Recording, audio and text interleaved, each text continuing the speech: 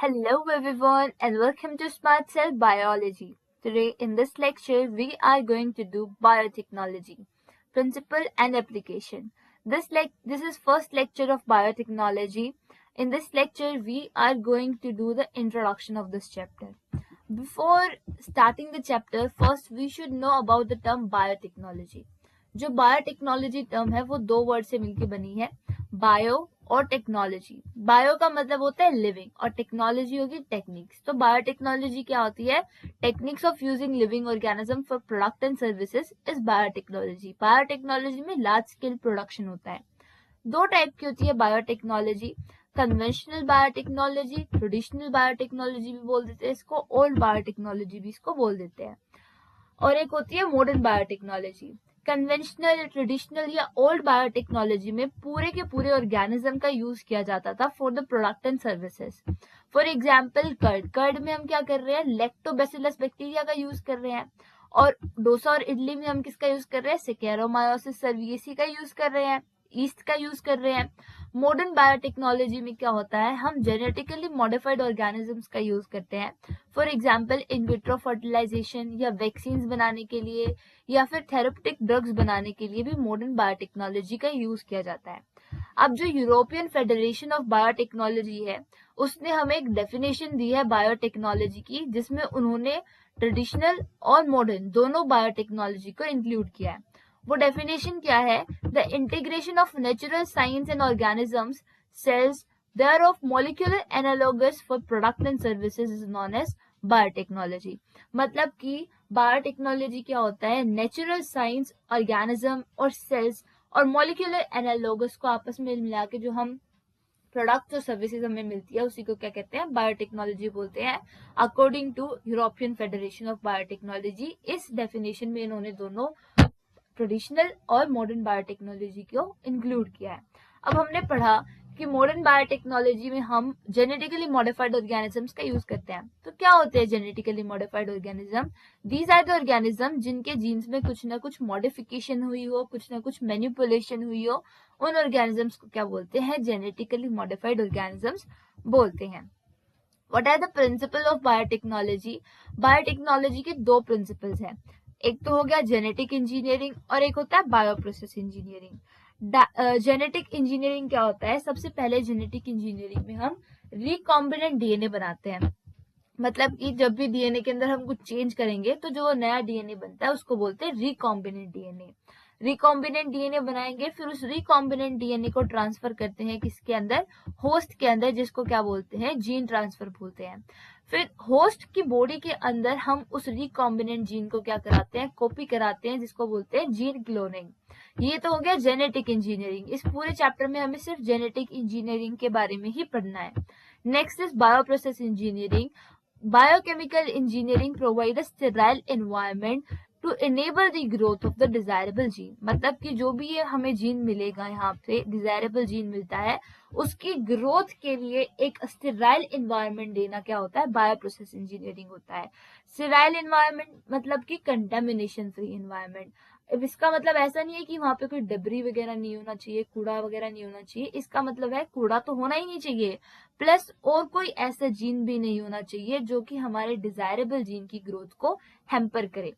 Next is genetic engineering. अगर मैं तीनों स्टेप्स को देखूं जेनेटिक इंजीनियरिंग के, तो फर्स्ट स्टेप तो यही था कंस्ट्रक्शन ऑफ रिकॉम्बिनेंट डीएनए. तो रिकॉम्बिनेंट डीएनए बनता कैसे है? अगर ऊपर से हम देखें कैसे बनता है, अगर ऊपर से समरी देखें, इंट्रोडक्शन देखें कैसे बनेगा, तो ये एक डीएनए है. इस डीएनए का इतना पार्ट है ये जो कि डिजायरेबल जीन है, मतलब कि जो कि हमें चाहिए. हम क्या करेंगे? मॉलिक्यूलर सीजर्स की हेल्प से इसको कट कर लेंगे. Using molecular scissor desirable gene को हमने क्या कर लिया? कट कर लिया, ले लिया. अब क्या करेंगे? वेक्टर का यूज करेंगे. एज वी नो वेक्टर क्या होते हैं? वेक्टर एक चीज को कैरी करते हैं होस्ट की बॉडी के अंदर, फिर इंसर्ट कर देते हैं. जैसे कि मलेरिया जो होता है, मलेरिया में एनोफिलिस जो होती है वो प्लाज्मोडियम को हमारी बॉडी के अंदर क्या करती है? ट्रांसफर करती है, एंड एज अ वेक्टर वहां पे वो बिहेव कर रही है. यहाँ पे भी हम वेक्टर का यूज करते हैं. तो vector are the vehicles to carry the gene to insert in the host, तो हमने वेक्टर को भी कट किया मॉलिक्यूलर सीजर्स की हेल्प से। अब यहाँ पे एक नोट पॉइंट है कि जिस भी मॉलिक्यूलर सीजर से हम डिजायरेबल जीन को कट करते हैं, उसी मॉलिक्यूलर सीजर से हम वेक्टर को भी कट करते हैं। तो यहाँ पे वेक्टर को कट किया और फिर दोनों को आपस में मिलाया with the help of DNA ligase. इस तरीके से यहाँ पे ये हमारा क्या लग जाता है, डिजायरेबल जीन लग जाता है। Next is vector have many qualities like they enable the gene transfer, they provide origin of replication to the gene of interest। origin of replication से क्या होगा, replication शुरू होगा, जैसा कि हमने रेप्लिकेशन वाले टॉपिक में पढ़ा था मॉलिक्यूलर बेसिस ऑफ इनहेरिटेंस के अंदर। Next is gene transfer. अब हम जो ये रिकॉम्बिनेंट जीन बना है इसको क्या करेंगे, होस्ट के अंदर ट्रांसफर करेंगे। होस्ट क्या होता है, होस्ट एक ऐसा ऑर्गेनिज्म होता है जिसके अंदर हमें रिकॉम्बिनेंट डीएनए डालना होता है और उसके अंदर फिर वो रिकॉम्बिनेंट डीएनए मल्टीप्लाई करता है। For example E coli also act as an host.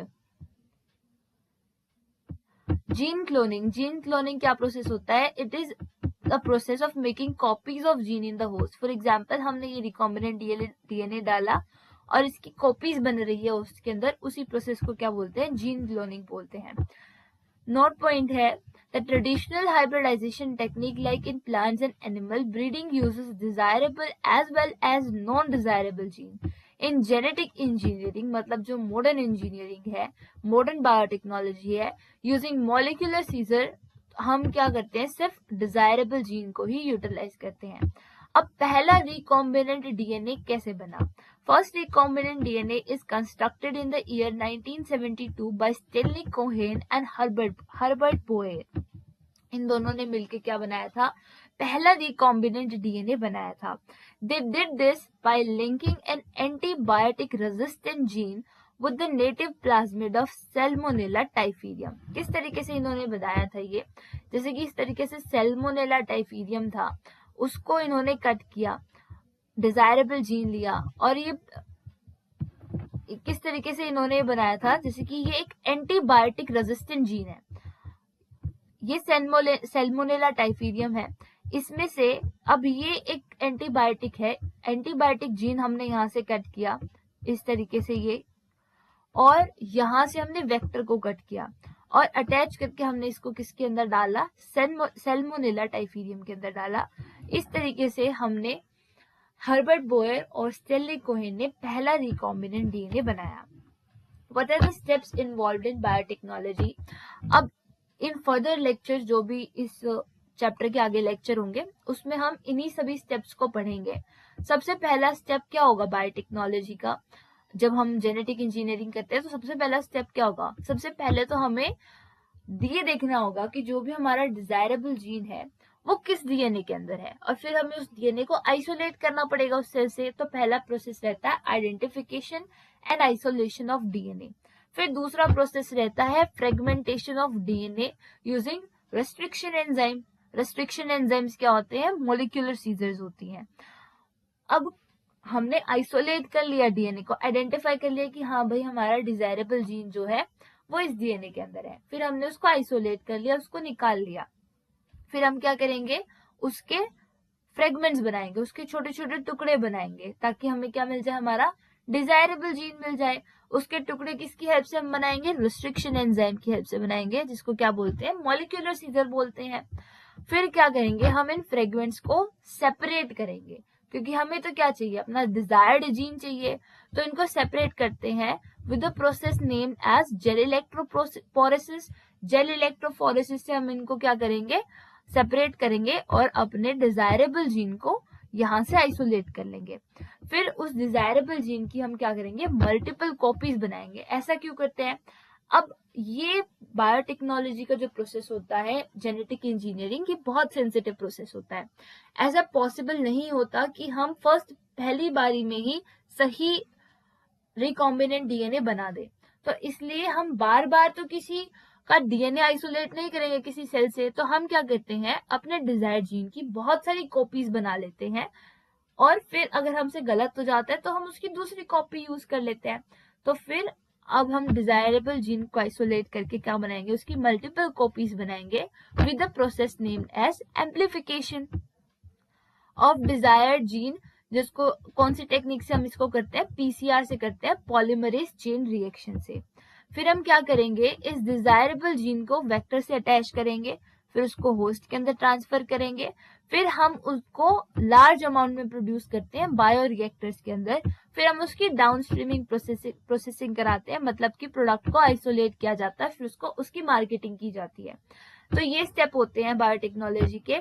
सबसे पहले तो हम डीएनए को आइडेंटिफाई करेंगे, फिर उसको आइसोलेट करेंगे, डीएनए को निकाल लेंगे, फिर हम डीएनए के छोटे छोटे फ्रेगमेंट्स बनाएंगे यूजिंग द मॉलिक्यूलर सीजर और द रेस्ट्रिक्शन एंजाइम, फिर हम उन फ्रेगमेंट्स को सेपरेट करेंगे और अपने डिजायर्ड जीन को निकाल लेंगे यूजिंग जेल इलेक्ट्रोफोरेसिस, फिर हम उस डिजायर्ड जीन की मल्टीपल कॉपीज बनाएंगे, उसकी एम्प्लीफिकेशन करेंगे using PCR, polymerase chain reaction, फिर हम उस डिजायर्ड जीन को वेक्टर से अटैच करेंगे, लिंक करेंगे, फिर उसको होस्ट के अंदर ट्रांसफर करेंगे और उसकी लार्ज अमाउंट में प्रोड्यूस करने के लिए उस प्रोडक्ट को हम बायोरिएक्टर्स का यूज करते हैं और डाउन स्ट्रीमिंग प्रोसेस पे हम उसकी प्रोडक्ट की आइसोलेशन और मार्केटिंग करते हैं। Now let's move toward the NCERT booster.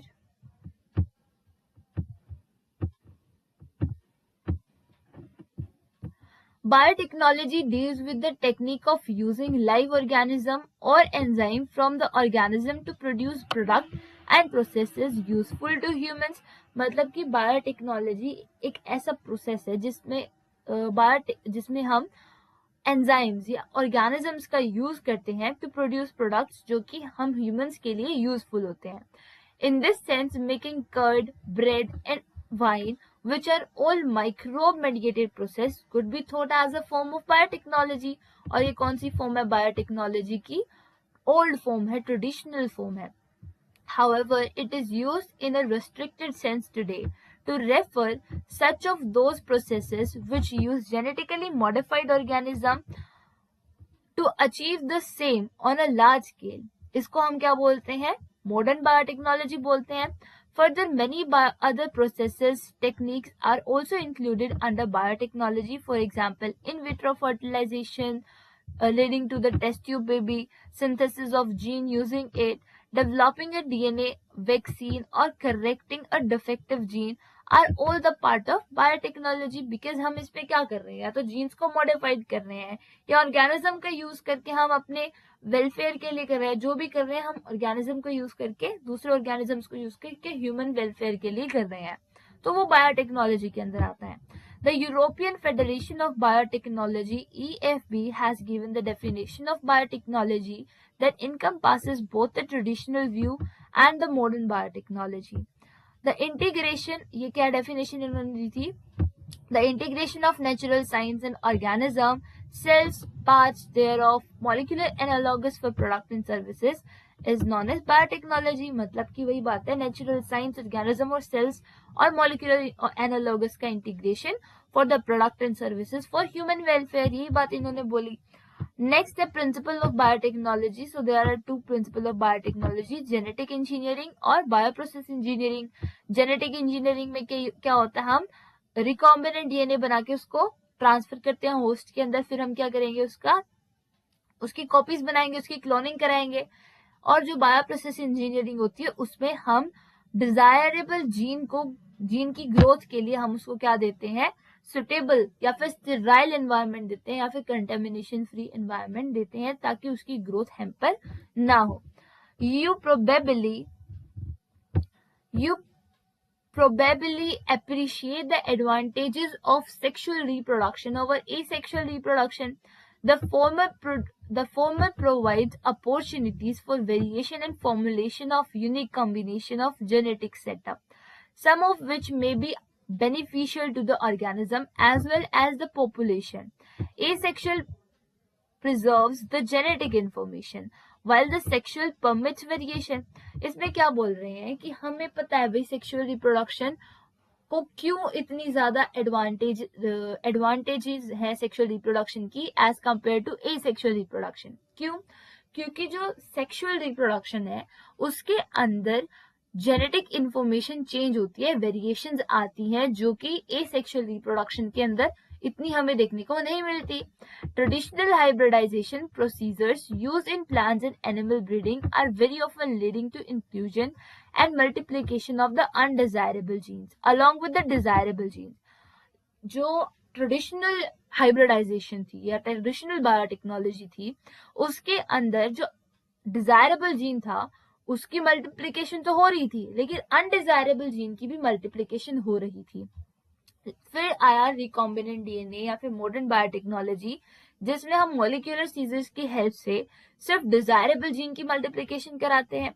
The technique of genetic engineering which include creation of the recombinant DNA, gene cloning and gene transfer overcome the limitation and allow us to isolate and introduce only the desirable gene without introducing the undesirable gene.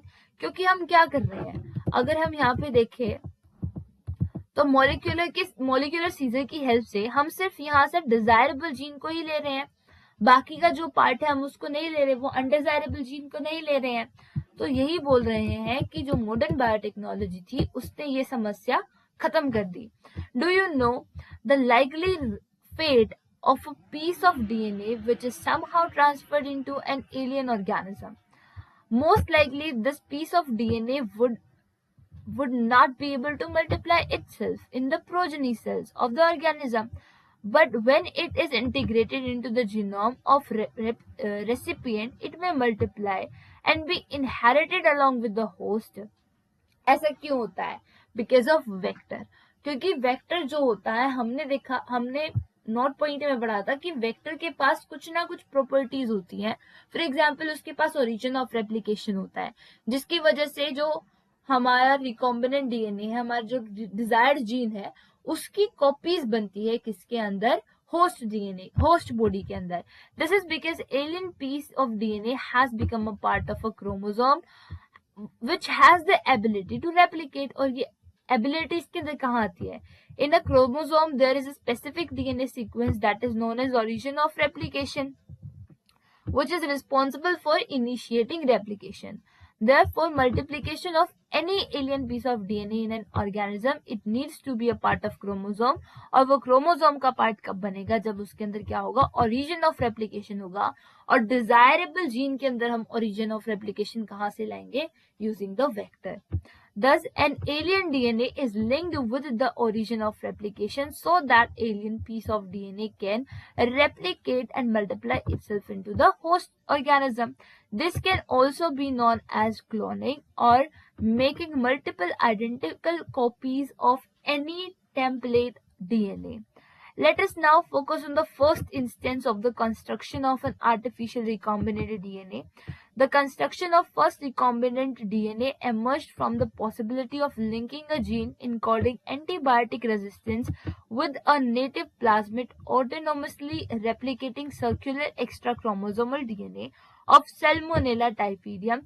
और ये experiment किसने किया था? Stanley Cohen और Herbert बोये ने किया था 1972 के अंदर, और उन्होंने वहां से आइसोलेट किया था antibiotic resistant gene by cutting out a piece of DNA from a plasmid which was responsible for conferring antibiotic resistance. The cutting of DNA at a specific location become possible with the discovery of so-called molecular scissors, जिनको क्या बोलते हैं? Restriction enzymes बोलते हैं. फिर जो एक cut piece होता है डीएनए का, then they are linked with the plasmid DNA. ये जो plasmid DNA होता है इसको क्या बोलते हैं? वेक्टर बोलते हैं. They act as a vector, जो कि क्या करते हैं? कैरी करते हैं डिजायरेबल जीन को कहाँ तक? होस्ट तक. You probably know the mosquito act as an insect vector to transfer malarial parasite into the human body. इसी तरीके से वेक्टर यहाँ पे क्या करते हैं?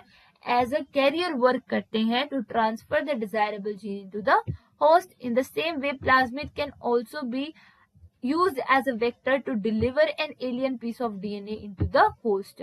और ये बात बहुत इंपॉर्टेंट है कि प्लाज्मिड्स जो होते हैं वो बेस्ट वेक्टर होते हैं बायोटेक्नोलॉजी में. जेनेटिक इंजीनियरिंग में प्लाज्मिड्स का बहुत ज्यादा यूज किया जाता है. The linking of antibiotic resistant gene with the plasmid vector become possible with the enzyme DNA ligase. कैसे लिंक करते हैं? DNA ligase की हेल्प से लिंक करते हैं, which act on cut DNA and joins their end. This make a new combination of circular autonomously replicating DNA created in vitro is known as recombinant DNA. When this DNA is transferred into the Escherichia coli, E. coli के अंदर, तो वो bacterium closely related to Salmonella, it would replicate using the new host DNA replication enzyme and make multiple copies. The ability to multiply copies of antibiotic resistant gene is known as gene cloning of antibiotic resistant gene in the E. coli. You can hence infer that there are three basic steps in genetic engineering or genetically modified an organism. Identification of DNA for the desirable gene. Identification किस तरीके से होगी? हमें पता लगाना है कि कौन से डीएनए के अंदर वो डिजायरेबल जीन है, फिर हम उसको आइसोलेट करेंगे, फिर हम उसकी कॉपीज वगैरह बनाते हैं, फ्रेगमेंट्स करते हैं, कॉपीज बनाते हैं, फिर हम उसको होस्ट के अंदर डालते हैं. होस्ट के अंदर किस तरीके से डालेंगे? Using vector. फिर मेंटेनेंस होगी उस इंट्रोड्यूस डीएनए की होस्ट बॉडी के अंदर, transfer of the DNA to its progeny, और फिर वहां पे हम क्या कराते हैं? डाउन स्ट्रीमिंग प्रोसेस कराते हैं. That's it for this lecture. Stay tuned for the next lecture.